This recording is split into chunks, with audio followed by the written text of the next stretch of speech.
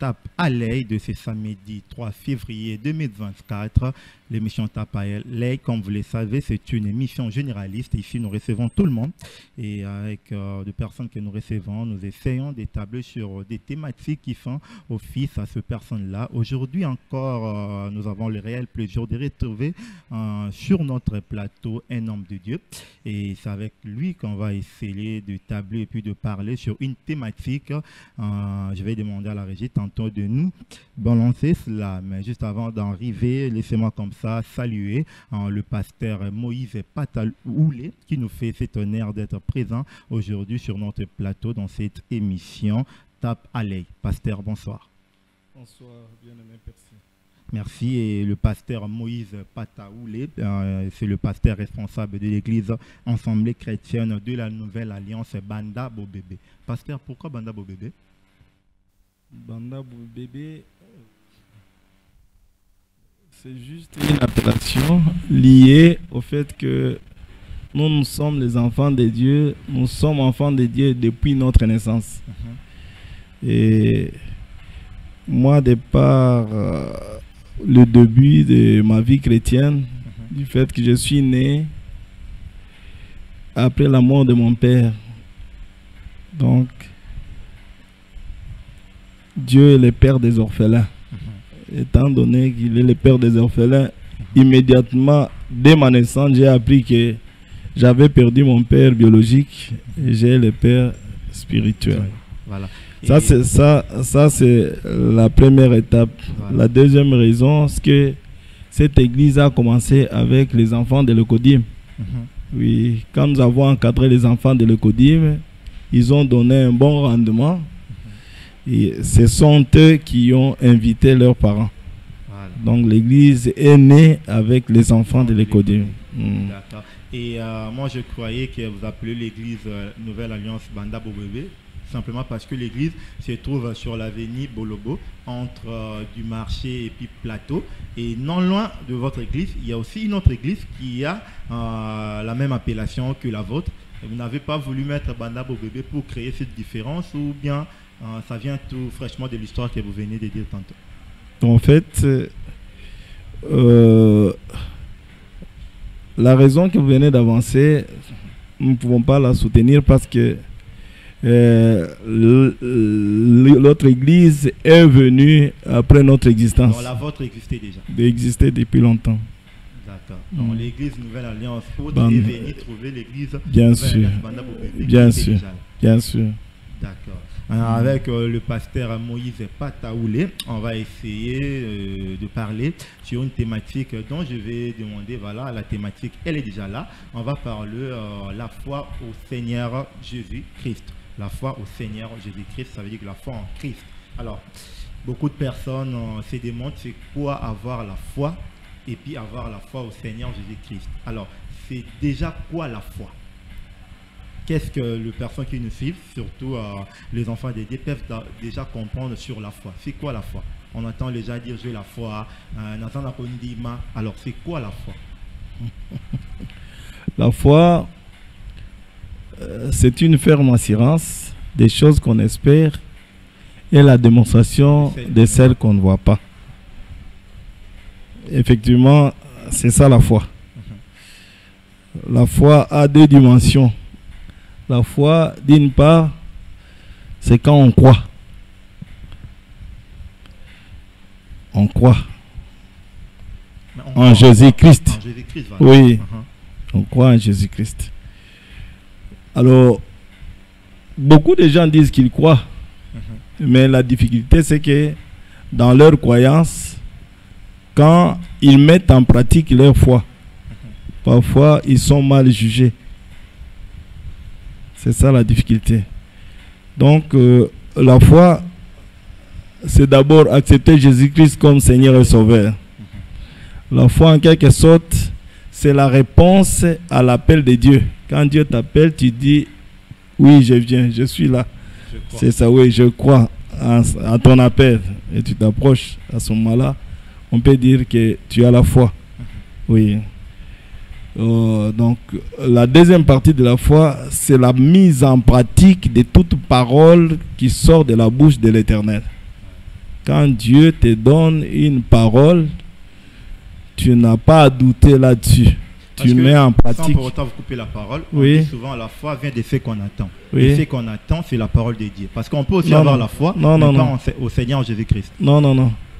La foi, ça c'est la source. La foi, on dit la foi vient de ce qu'on entend, voilà. Et ce qu'on entend vient de la parole de Dieu. Non, de Christ. De Christ. Il y a une différence. Voilà. La parole de Dieu, elle est totalitaire. Mais la parole de Christ, parfois, nous spécifie selon les circonstances. Donc, vous pouvez avoir la Bible dans son entièreté. Vous pouvez vouloir l'utiliser comme vous voulez. Jusqu'à ce que Dieu vous éclaire à un endroit donné que cette parole vous concerne. Vous verrez que là, vous n'allez pas fournir beaucoup d'efforts. Quand quelqu'un a la foi authentique, il n'a pas besoin de forcer. Il vit la sainte facilité. Ça veut dire qu'il peut déclarer juste et Dieu accomplit ce qu'il dit. Il ne peine pas. C'est ça l'avantage d'avoir la foi. D'accord. Parce qu'on parle de la foi au Seigneur Jésus-Christ. Oui. C'est bien bon de rester là-dessus parce qu'on peut aussi croire à plusieurs choses. Hein. Bien sûr. On peut aussi croire à ce que les démons disent. On peut aussi croire à ce que ça dit. Bien sûr. Mais bien nous, sûr. On va plus s'apaisantir sur la foi au Seigneur Jésus-Christ. Alors, la première question d'emblée déjà que j'aimerais bien vous poser. Oui. Pourquoi devons-nous d'abord avoir la foi au Seigneur Jésus-Christ? Oui, nous devons avoir la foi au Seigneur Jésus-Christ parce que c'est important. C'est Jésus-Christ qui nous a été donné pour notre salut. Il est mort pour nos péchés et il est ressuscité pour nous justifier. D'après Romains 4, verset 25. Donc, du fait que nous vivons dans un monde qui est rempli de péchés, parfois il nous est difficile d'échapper des péchés. Dans la mesure de nos possibilités, nous ne pouvons pas nous justifier devant Dieu avec nos propres efforts. Nous finirons par échouer. Mais quand nous recevons la foi, nous croyons en Jésus-Christ comme Seigneur et Sauveur, là où nous sommes limités, Jésus-Christ nous aide parce qu'il est Seigneur et Sauveur. Il veille sur nous et il nous sauve dans les conditions difficiles. Alors, vous serez d'accord avec moi oui. que le bon Dieu, il est omnipotent, omniprésent et puis omniscient. Donc, il est partout. Pas de problème. Alors, là, nous sommes d'accord. Si Dieu est à chacun de nous, parce oui. qu'on dit qu'une personne qui connaît Jésus-Christ, une espérance de vie lui soit donnée, etc., quelque chose comme ça. Alors, si le Seigneur est à chacun de nous, alors la foi apporte quoi de plus encore? Parce que tu as déjà le Seigneur Jésus en toi, et il suffit de croire encore pour rajouter quoi d'autre? Si j'ai bien compris votre question, d'après Jean chapitre 4, chapitre 14, verset 1, Bible dit que votre cœur ne se trouble point, croyez en Dieu et croyez en moi. Jésus-Christ comprend que dans la nature, si vous n'avez pas la foi, vous serez toujours troublé.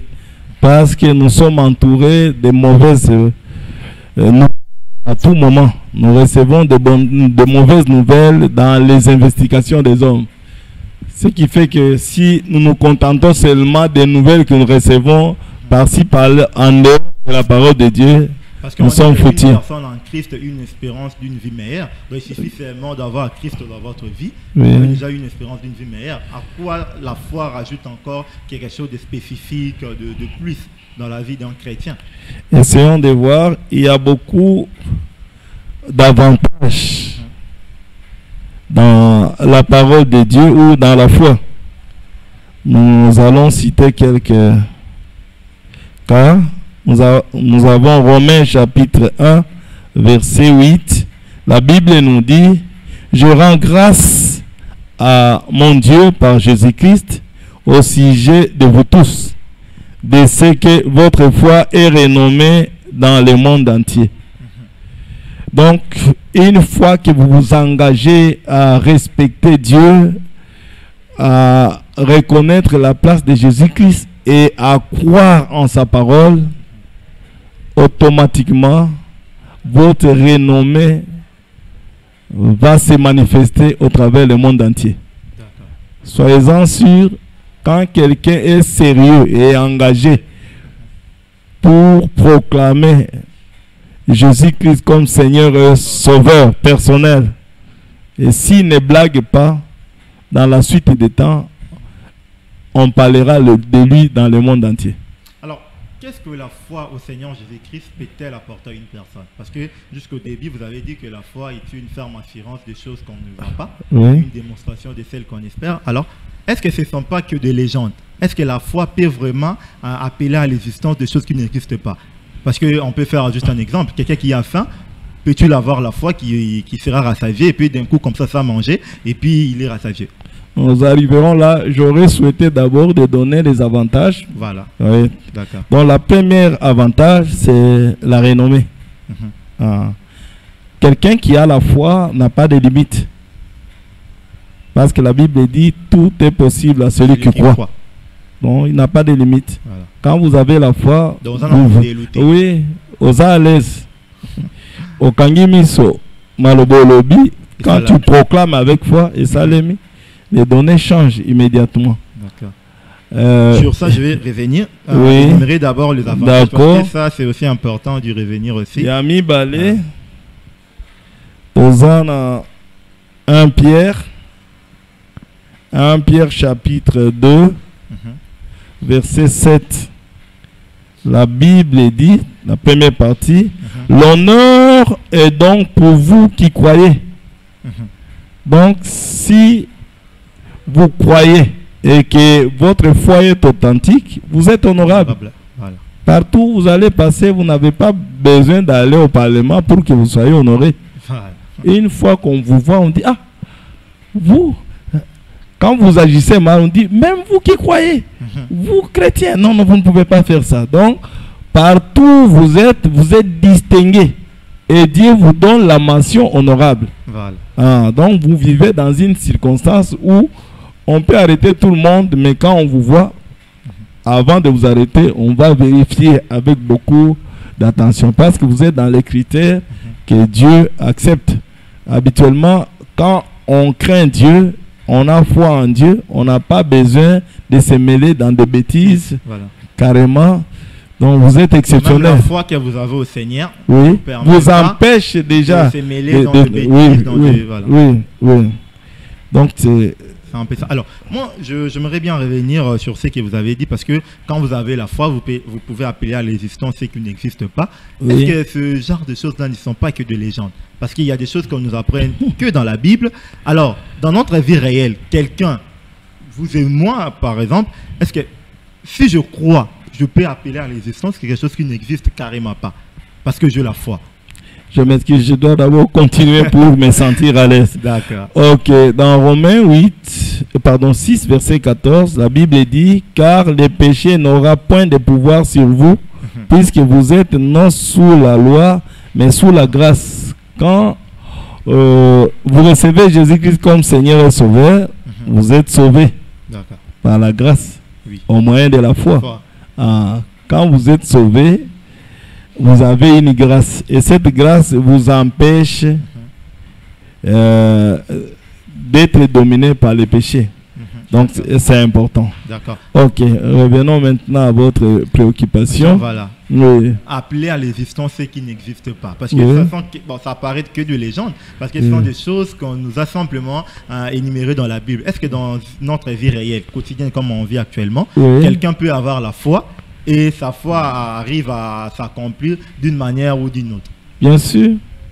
Je suis vraiment le témoignage vivant de la foi. Parce que moi, je suis responsable d'une église de réveil. L'église de réveil, habituellement, nous commençons la vie chrétienne par la foi. D'accord.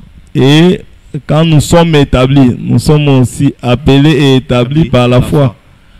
Quand on nous établit, on dit, vous êtes pasteur, c'est vrai, vous recevez ce message, c'est un appel, Mais vous devez, mais oui, tout se fait par la foi. Dieu ne vous donne pas spécialement l'argent quelque part où vous allez récupérer directement et commencer. Dans d'autres églises, parfois, peut-être vous avez assez déjà de moyens et on commence, vous avez déjà un bâtiment. Nous, quand nous avons commencé, Dieu m'a dit que vous êtes mon serviteur et je vous appelle à bâtir une grande église en Europe. D'accord.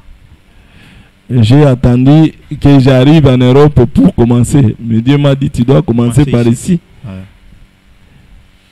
Je n'avais pas un revenu suffisant capable de faire face à cette préoccupation. À ce temps-là, je n'avais qu'un revenu de $5 par mois. Wow. C'était pas Parce facile que, pour moi. Parenthèse, vous avez fait des études de médecine mais spécialisées, vous êtes vétérinaire. Oui. Voilà, vous avez pu abandonner tout cela pour vous consacrer qu'à l'église, au ministère. Donc tout c'était quand même par la foi. Oui, je vais en arriver. Donc, je vais arriver là-bas. Donc, Dieu m'a dit, construis l'église. Implante les églises ici. À votre connaissance, nous sommes à la 4e paroisse que nous sommes en train d'établir. La première paroisse est arrivée, nous avions un ainsi dit l'Éternel, mais sans les moyens de bord. Alors nous avons informé aux autres, nos amis, Dieu m'a dit de bâtir une église ici. Mon frère, évite ce genre de choses, tu vas te ridiculiser pour rien. Je dis non, Dieu m'a dit, est-ce que tu es sûr? Je dis moi je suis sûr. Parce que la foi c'est une ferme assurance. J'étais très sûr. J'étais très sûr, mais je ne savais même pas comment je vais commencer et avec quoi je vais commencer. Gloire soit rendue à Dieu. Face à cette situation, je me suis dit, bon, je peux commencer même avec les enfants. J'encadre les enfants, j'ai encadré les enfants des Récodim et ils ont bien réagi. Des gens qui ont vécu dans des conditions un peu difficiles, là où il y a des troubles. Quand on enseigne que les troubles, ce n'est pas une bonne chose, les enfants, quand ils rentrent, ils commencent à corriger leurs parents. Ils disent, mais où est-ce que vous avez appris ce genre de choses? Non, abandonne vos bébés. C'est ainsi que les parents sont venus. Là, vous parlez de votre propre histoire. Bien sûr, c'est mon témoignage. Oui, c'est votre témoignage à vous. Alors, moi, j'aimerais que vous puissiez parler à ces personnes-là qui nous suivent en ce moment. Parce que vous avez eu la foi, vous avez cru en cela, et vous avez pu appeler à l'existence des choses qui n'existaient pas. Vous avez pu bâtir votre église tout en n'étant rien au début. Alors, ces personnes-là, ils se disent aussi avoir la foi, mais ils ont du mal à appeler à l'existence ce qui n'existe pas. C'est parce que leur foi est ammoniato, ou simplement parce que réellement que la foi est au bout de sa macam. En fait, quand Dieu nous parle, tout le monde a droit à avoir la foi. Et il arrive que la foi fonctionne jusqu'à X temps. Avant que le problème arrive, les difficultés ou les défis. Donc, foi une fois que les défis arrivent, c'est là qu'on teste. Parce que ce sont les épreuves, ce sont des examens pour vérifier si vous avez la foi stable, une foi ferme ou patiente. Oui, parce que la foi a des dimensions. Selon nos enseignements, nous retenons qu'il y a plusieurs sortes de foi. On peut appeler la foi têtue. La foi têtue, c'est comme la foi de Bartimée. Bien qu'on l'a empêché de parler, mais lui a continué à parler jusqu'à ce que sa foi a fonctionné. Et Jésus est intervenu. Donc, c'est bien. Habituellement, nous nous retrouvons dans des circonstances difficiles. Parfois, avant qu'on nous dise cesse de faire ça, vous-même vous découragez, vous abandonnez. Voilà, parce que vous avez parlé, il y a des foi fermes, il y a des foi qui pataugent. Oui, comment faire pour augmenter sa foi? Ah oui, comment faire pour augmenter la foi? C'est clair, dans Luc, chapitre 17, verset 5, la Bible nous dit, nous lisons au nom de Jésus-Christ, les apôtres dirent au Seigneur, augmente-nous la foi. Vous pouvez avoir la foi si elle est trop petite par rapport aux problèmes que vous voulez résoudre ou aux défis que vous voulez relever. Parfois, vous pouvez vous retrouver sans force. D'où il faut demander à Dieu d'augmenter la foi, à Jésus-Christ d'augmenter la foi. Une fois que votre foi devient ferme, vous devenez capable de déplacer toutes les montagnes, de relever tous les défis et d'avancer. Donc, il y a des fois qui sont petites, il y a d'autres qui sont un peu grandioses. Alors, cette différence-là, c'est dit à quoi? Différence, on les a dit à quoi? Ok, c'est important. Habituellement, quand on enseigne, même à l'école, dans n'importe quelle école, quand on enseigne, on donne le maximum de ce qu'on connaît. Et dans la réception, vous verrez qu'il y aura des gens qui ont des 50%, d'autres des 70%, d'autres ainsi de suite. Voilà. C'est la bonne compréhension de la pensée de Dieu qui augmente la foi. Quand vous avez la meilleure compréhension de la pensée du Seigneur, vous devenez fort dans la foi. Vous devenez équilibré dans la foi. Oui, vous pouvez quitter de la phase 0 de la foi vers la phase soit peu de foi ou même atteindre la grande foi. Quand vous opérez au niveau de la grande foi, alors chaque problème qui va se poser facilement, vous allez le balayer. Alors, parce que vous avez parlé, vous pouvez opérer dans une dimension où votre foi est vraiment agaillardi, où vous êtes capable de penser à une chose et de croire fermement que cela peut arriver et cela arrive. Oui. Alors, quelle est l'attitude que quelqu'un qui a la foi peut avoir face à des problèmes qui persistent? Aux gens la rondima, et ça y a ma cas, si tu crois fermement et tout ça, mais ma camo se présenter les bossons ou melaming. Un chrétien pareil, c'est quoi l'attitude qu'il peut avoir face à tel genre de situation? Ah, c'est intéressant. En réalité, en majeure partie, le problème que nous rencontrons, quand vous pouvez le faire sans beaucoup réfléchir, ou vous réfléchissez simplement et vous trouvez la réponse, parfois vous n'associez pas la foi. Souvent, les gens, oui, voilà. Il n'y a qu'une conviction comme ça. Ça, je peux faire. Voilà. Ça nous arrive. Mais la foi exige la communion de Dieu et de l'homme. Ça veut dire vous travaillez en symbiose, vous travaillez en harmonie. À ce moment-là, le résultat est bon. Et à ce moment-là, parce que je peux bien expliquer dans Hébreux chapitre 11, Hébreux chapitre 11, versets 1 à 2. Bible dit, oh, la foi est une ferme assurance des choses qu'on espère, une démonstration de celles qu'on ne voit pas. Pour l'avoir possédé, les anciens ont obtenu un témoignage favorable. Donc quand vous avez la foi, quand vous possédez la foi, la foi, Dieu vient voir, parce que c'est Dieu qui est le testeur de foi. Quand il constate réellement que vous avez la foi, vous recevrez un bon témoignage. Et quand vous avez un témoignage favorable, vous devenez agréable à ses yeux. Chaque fois que vous vous présentez avec votre foi, il libère la chose. Pendant que d'autres contestaient, ils vous trouvent que vous avez gagné malgré leur contestation. Parce que quand vous avez la foi, vous avez l'avantage d'avancer malgré la résistance. Vous avez la possibilité de monter malgré la pesanteur.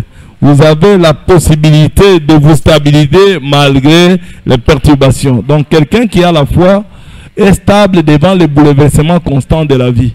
Peu importe ce que vous allez rencontrer, ça ne va pas vous inquiéter. Si vous trouvez que les choses cherchent à vous compliquer, vous fermez les yeux pour marcher par la foi. Quand vous marchez par la foi, vous avez la victoire. Alors, vous avez dit que la foi marche en symbiose avec Christ. Oui. Alors, il est-il possible pour un pécheur, quelqu'un qui, notamment sous mon benara a la peine à rondima? Parce que j'aimerais vous poser cette question, banale, peut-être ça peut apparaître. Nous voyons aussi de pétasses, de pit avoir la foi. Même le voleur avoir la foi. C'est-à-dire qu'il y a un bimi dans un rondima qui est ici quand il y a un roïbe loko pour nous on appelle les sanda kunanga. Il y a un bimi bo magavi et kobo nangai. Les sumo na rosala le na victoire na kutana na ba boss belé. C'est-à-dire que nous sumo ga bien na rondima nango pour nous appeler moi quelque chose. C'est intéressant. Quand on parle de la foi, on voit Jésus-Christ. Quand on parle de la foi, on voit les gens qui croient en Jésus-Christ. Parce que si vous croyez en Jésus-Christ à ce moment-là et que vous exercez votre conviction, en rapport avec Jésus-Christ, en rapport avec la parole de Jésus-Christ, à ce moment-là. La foi n'a pas de service avec le non, pécheur. non, les pécheurs. Quand vous voulez avoir la foi en tant que pécheur, vous devez d'abord croire en Jésus-Christ. C'est ça. Si vous ne croyez pas en Jésus-Christ. Mais vous croyez en Jésus-Christ, ce que vous allez faire avec la foi, ça va quand même réussir. Ah, je n'aimerais pas dire ça. Dieu, c'est lui l'auteur de la foi. Jésus-Christ, il nous aide à consommer la foi. Alors, Dieu est saint. Et il dit, soyez saints, car moi-même, je suis saint. Jésus-Christ, lui aussi, est saint. Alors, quand nous voulons les suivre, parce qu'eux deux, ils ont marché dans la domination de toutes les circonstances. Ils ont marché dans la suprématie. Depuis que Dieu a existé, il n'a jamais échoué. Jésus-Christ aussi, depuis qu'il a existé, il n'a jamais échoué. Et il veut que nous puissions réussir dans tous les domaines de notre vie. C'est pour ça que la Bible nous dit que ce livre de la loi ne s'éloigne pas de nos bouches. Nous devons le méditer jour et nuit en agissant fidèlement selon ce qui est écrit. C'est alors que nous aurons du succès. C'est alors que nous réussirons. Donc si nous rêvons un jour la réussite et le succès, nous ne devons pas nous débarrasser de la parole de Dieu. Nous devons être accrochés à la parole de Dieu, méditer ça jour et nuit et agir fidèlement. Je crois que les Pites et les autres, ils n'agissent pas fidèlement selon la parole de Dieu. Si ils gagnent un jour, mais ils ne gagneront pas toujours. Mais avec un homme de foi, une femme de foi qui vit dans la sainteté, il serait difficile qu'il subisse l'échec. Alors, qui est dur de ces personnes-là, qui, malgré ce que vous dites là, selon un comité, selon le bâti et tout ça, mais au moins ils arrivent à dire qu'ils ont la foi parce que ce qu'ils prédisent, c'est réaliste. C'est qu'ils en ont ils en auront grâce, bien faveur divine et tout ça, ça n'a rien à voir avec la foi. Vraiment, je ne mérite pas me plonger totalement là-dessus parce que c'est un terrain sur lequel je ne marche plus. Moi, j'ai déjà choisi mon camp. Je me dis, je suis l'imitateur de Christ, comme l'apôtre Paul m'a dit. Alors, et j'encourage ceux qui m'écoutent à suivre la logique de Christ. Parce que ce sont des choses qu'on vit actuellement. Parce que, comme la Bible dit, ça veut dire que marcher selon la Bible, c'est respecter les us et coutumes prédits et puis qui sont écrits dans la Bible et tout. La Bible va beau y rabager d'hasard. Vous êtes d'accord avec moi? Bien sûr que oui. Alors, Mouton a bêti, bon, pour ne pas faire la pipe, a bêti Paris Foot bien winner. On a gagné. C'est de la foi dont il s'agit. Ou bien c'est juste faire ma assurance personnelle? Non, ça, ce sont des convictions personnelles. C'est pas quelque chose à encourager. Quelqu'un qui vit par la foi n'a pas besoin d'être totalement un type qui vit selon les hasards. Non, il doit être sûr. Parce que nous nous attachons à Jésus-Christ comme à Dieu. Parce que la Bible nous dit, nous avons cru en Dieu qui ne ment point. Voilà. Parce que si nous parlons dans Hébreux chapitre 6 verset 18, conviction personnelle, il y a une grande différence entre la foi et puis une conviction personnelle. Oui, il y a une grande différence, une très grande différence. Voilà. Oui, j'ai lu un passage ici. La Bible dit, ayant possédé la foi, pour l'avoir possédée, Dieu a rendu un bon témoignage pour nous. Quelqu'un qui n'a pas, quelqu'un qui croit avoir la foi et que Dieu ne rend pas un bon témoignage pour lui, c'est qu'il n'a pas la foi. Oui, parce que c'est Dieu qui connaît la foi. Comment on peut savoir que telle personne a la foi et telle autre n'en a pas? Bon, la foi nous rapproche de Dieu et d'autres convictions là, on vit en désordre, on vit comme on veut. Oui. La foi nous rapproche de Dieu. La foi nous aide à parler comme Dieu. La foi nous donne le langage de Dieu. La foi nous introduit dans la classe de Dieu. Parce que la Bible dit car rien n'est impossible à Dieu et tout est possible à celui qui croit. Ça veut dire la même chose. Ça veut dire quand nous entrons, nous agissons comme Dieu. Nous parlons comme Dieu. nous disons comme appartenant au royaume des décideurs. Quand nous disons une chose, nous croyons qu'elle va s'accomplir. Et elle s'accomplit certainement. Parce que nous avons le soutien de Dieu. Quand nous parlons comme Dieu. Et ma Bible me dit, Dieu versit sa parole pour l'accomplir. Voilà. Donc, dès que vous prononcez une parole et Dieu voit que vous êtes engagé dans la direction de Dieu, vous parlez comme Dieu, Dieu vient soutenir votre parole, même si elle n'existait pas, elle peut créer déjà un miracle. Donc, quand quelqu'un a la foi, il peut déclarer une chose, même si elle n'existait pas. Vous pouvez même vous moquer de lui. Mais qu'est-ce qui ne va pas? Mais pourquoi il a dit ça? Dans la suite des temps, vous lui donnerez raison. Il fit un temps, Jairus avait une fille malade. Elle avait 12 ans. Il est allé rejoindre Jésus pour qu'il vienne imposer la main à sa fille. Jésus tardait à arriver et les gens de Jairus sont venus voir Jairus pour lui dire que ne perds plus ton temps parce que ta fille est morte. Mais Jésus lui dit, sans tenir compte de toutes les paroles que les autres ont dites, il dit, quoi seulement? Et Jairus s'est attaché à cette parole. Ils sont rentrés à la maison. Arrivé là, on a constaté que l'enfant était déjà mort. Dont la fille était déjà morte. Et alors, Jésus demande, pourquoi vous pleurez? Les autres disent, mais est-ce que c'est toi qui ne comprends pas? Ici, il y a un cas de décès. Non, non, cet enfant n'est pas mort. Elle dort. Et ils se sont moqués de lui. Dieu merci, il les a chassés. Et il s'est introduit là à la maison avec ses 3 disciples, Jean, Jacques et Pierre, plus les parents de la fille. Alors, arrivé là, il a dit, Talita Koumi, l'enfant est réveillé. Voilà. Quand l'enfant est réveillé, en sortant, ceux qui se moquaient de lui devaient cesser de se moquer. Ils ont arrêté. Ceux qui n'ont pas de courage, ils devaient disparaître. Vous voyez? Donc, quand vous avez la foi, vous pouvez dire une chose, même si les autres connaissent selon la réalité que ce n'est pas comme ça. Voilà. Mais quand vous proclamez, elle vient à l'existence. Voilà. Donc, votre parole permet de créer ce qui n'existait plus. Voilà. D'accord. Merci à vous, pasteur Moïse Pataoulé. Oui. Et comme j'aime toujours le dire, cette émission est une émission à porte ouverte.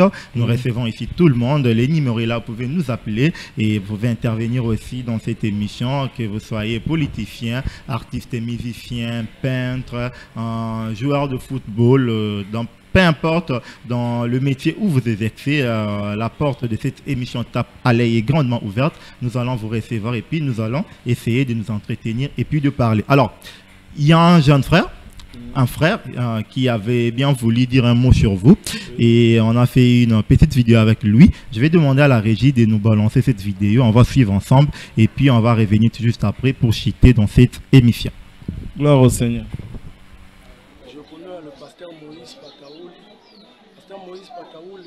C'est un homme de Dieu, c'est un serviteur de Dieu fidèle. Pour nous, Hazard, comme notre papa, aussi visionnaire en Assemblée chrétienne de la Nouvelle Alliance le pasteur Moïse Pataoulé, on a personnellement Hazard exemple à suivre pour la jeunesse de l'Assemblée chrétienne de la Nouvelle Alliance.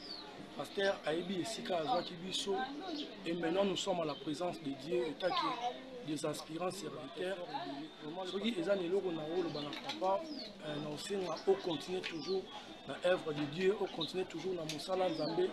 Ils ont un Moussala Wana Ndélelo et Mimi Biso dans la présence de Nzambé. Des hommes ont des témoignages dans la Missala Nabiso, des hommes ont des témoignages dans la famille. Vraiment, papa, Nzambé a comblé encore la puissance, la badon, la fidélité pour la gloire. Vous les reconnaissez au moins? Bien sûr que oui, c'est mon fils bien-aimé, Rocky, voilà. Et le roi des Bokassa. Voilà. Et quand on lui avait dit qu'on va recevoir le pasteur Moïse Pataoulé, on voulait vous faire une surprise parce qu'on voulait avoir un proche de vous qui aurait quand même dit à dire une chose pour vous. Et je pense que Rocky s'est présenté et puis on a fait cette petite vidéo. Vraiment, c'est une bonne chose, c'est une bonne surprise, ça me va droit au cœur, je suis bien fier. Parce que si je pouvais dire des choses et que je manque de témoins, parfois, on aurait pu avoir des doutes. Dieu merci, comme celui qui l'a dit, nous bénissons le Seigneur. Mon fils, continue dans cette voie, tu es dans la bonne direction. Que Dieu pour ta gloire, au nom de Jésus-Christ. Amen. Merci à vous. On est pratiquement arrivé à la fin de notre émission. Je pense que c'était une première, mais ça ne sera pas la dernière. À chaque fois qu'on aura besoin de vous, si on vous lance une invitation, comme vous l'avez fait aujourd'hui, si vous répondrez de manière favorable, on continuera toujours à parler d'autres thématiques, d'autres questions qu'on n'a pas pu vous poser aujourd'hui. Je pense que la prochaine fois, on pourra revenir là-dessus. Et si on peut avoir à quelques minutes le programme, comment est-ce que les choses se déroulent à l'Assemblée chrétienne de Nouvelle-Aliance Banda Bobébé, vous priez quel jour, quels sont le programme de culte en quelques lignes? Ok, nous prions le mardi, le jeudi, le vendredi et le dimanche. Le mardi, nous prions de 17h à 19h30, c'est pour l'école des disciples. Parce que nous ne sommes pas là pour former juste une foule, mais nous voulons avoir des disciples, des gens qui sont disciplinés. Le jeudi, nous avons l'enseignement biblique et la prière ou les prières agressives. Là, nous nous rendons compte que dans beaucoup d'églises, il y a des prières de supplication. Mais ces langages-là, Satan ne l'écoute pas souvent, facilement. On ne peut pas supplier à Satan ce que Dieu voulait à la vie. Il faut exercer la force, exercer la prière d'autorité. Et le vendredi, il y a la guerre des paroles. La guerre des paroles. La guerre des paroles, c'est que dans la société, tout le monde a des ambitions, mais tout le monde ne donne pas la chance aux autres. Quand vous dites, moi j'aimerais faire ceci, on te dit, ça ne sert à rien. Vous ne pouvez pas. Vous pouvez être, vous étudiez, on dit, c'est comme s'il n'est pas intelligent. Je crois qu'il ne terminera pas la classe. Vous terminez, non. Il aura pas. C'est pas facile. Tiens, oui. Je trouve un emploi. Couvrir les débuts du mois. Tu trouves. Ainsi tu as des enfants. Ainsi tu. Il est par mon beau de Notre entourage, frère, si ce n'est pas notre maman ou papa, il y aura quelqu'un qui vous empêchera de. Nous utilisons la guerre de parole. Donc, toute parole négative qui entre, toute pensée négative qui entre dans votre mémoire, chasser avant qu'il prenne racine. Là, c'est quel jour? Le vendredi. Et puis le samedi. Le samedi, il n'y a pas une réunion de gêne et tout. Nous organisons, jusque-là, nous voulons programmer au mois de mars l'école des missionnaires. Donc, nous pensons qu'après la formation, nous devons livrer des enfants pour aller gagner les armes. Et si c'est possible, implanter d'autres églises. Et puis le dimanche, le culte, c'est normal. Le culte d'action de grâce, de 8h à 9h pour les enfants de l'école et de 9h30 à 12h pour les adultes. Alors, ça fait un plaisir de vous recevoir sur ce plateau. Merci d'honorer notre invitation. Et moi, je dis comme ça, merci à toutes ces personnes qui ont concouru à la réussite de cette émission, à la réussite finale et puis à la réalisation de cette émission. Comme toujours, c'était Omega Bazola. Et puis derrière nos différentes caméras, il y avait Cynthia Toumba. Et puis, Dieu merci qui le sait ça. Et quant à moi, je vous retrouve le samedi prochain à la même heure, à la même chaîne et surtout avec le même plaisir. Au revoir. Gloire au Seigneur.